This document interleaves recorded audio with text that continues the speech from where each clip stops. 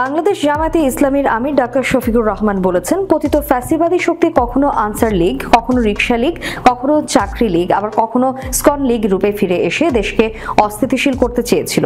তারা সর্বশেষ ধর্মীয় দাঙ্গার ষড়যন্ত্র করেছিল। কিন্তু দেশপ্রেমিক জনগণ ধর্ম, বর্ণ, দলমত নির্বিশেষে আরও বেশি ঐক্যবদ্ধ হয়ে তাদের ষড়যন্ত্র প্রতিহত করেছে।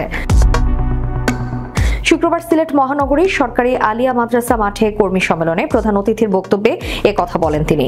ডাক্তার শফিকুর রহমান বলেন, 2006 সালে লগি বৈঠার তাণ্ডবের মাধ্যমে আওয়ামী লীগ বর্বর হিসেবে পরিচিত লাভ করেছিল। দীর্ঘ 16 বছরে তারা ইতিহাসের বর্বর ও আগ্রাসী শক্তি হিসেবে নিজেদের প্রতিষ্ঠিত করে গণধিকৃত একটি দলে পরিণত হয়েছে। তাদেরকে জনগণ চায় কিনা সেটা শহীদ ও আহতদের এবং তাদের পরিবারকে জিজ্ঞেস করলেই বোঝা যাবে।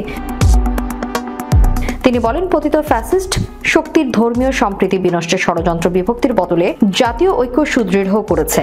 তাদের সব ষড়যন্ত্র নস্যাৎ হয়েছে। জামায়াত কোনো অপশক্তির কাছে মাথা নত করেনি, কেবলই আল্লাহর কাছে মাথা নত করেছে, যার ফলাফল 5 আগস্ট ছাত্র জনতার গণ অভ্যুত্থানে ফ্যাসিস্টদের পতন। তিনি আরো বলেন, আমরা চাঁদাবাজি, দুর্নীতি করব না, কাউকে করতেও দেব না। এজন্য জনসাধারণকে সম্পৃক্ত করে সর্বত্র গণপ্রতিরোধ গড়ে তুলতে হবে। আমরা ছাত্র জনতার স্বপ্নের সাম্যের বাংলাদেশ গড়তে চাই।